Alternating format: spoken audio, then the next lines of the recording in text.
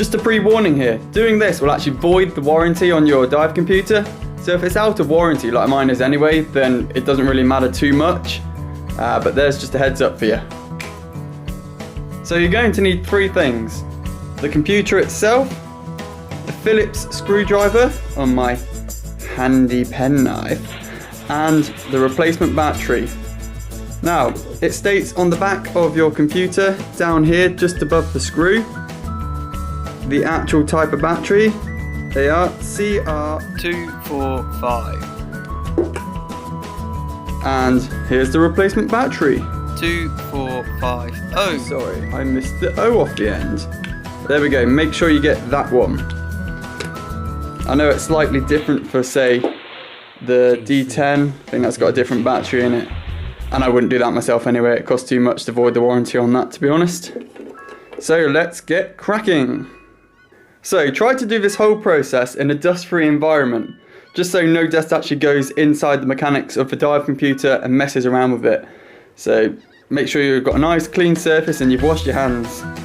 First of all, I'm going to take the battery out. Ooh, like so. Slightly easier said than done. This just stops me mucking around doing it later on when the back's off and I need to concentrate. Now we're going to get the dive computer on here.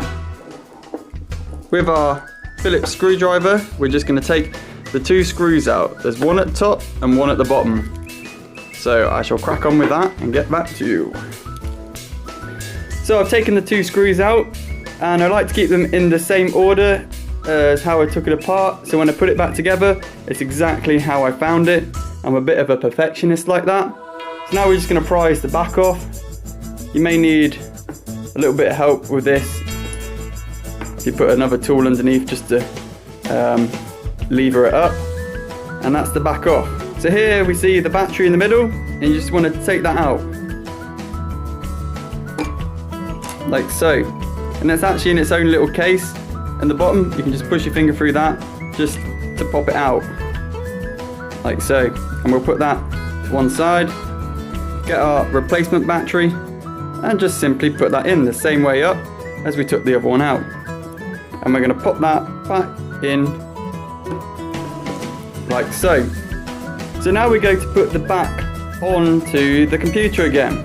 Now here's the important bit. You want to make sure that the rubber O-ring surrounding it has got no hair, no grease, no dust or anything on it. Sand if you buy the sea, obviously diving. Because that will affect the seal and basically it's going to leak and screw your computer up, and we don't want that to happen. So just make sure it's nice and clear. I'm happy with that. I've given it a once over and pop it back on the back.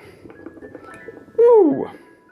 You might need 2 hands just to secure this in place and put the screws back in. This is a very fiddly job. We're not going to tighten it up all the way, just hold it in place.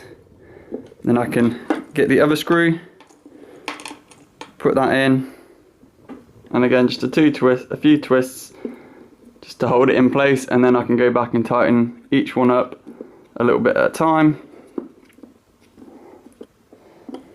And voila, I'm happy with that. The time's come on now. One nice new replenished battery in your Suunto d4i.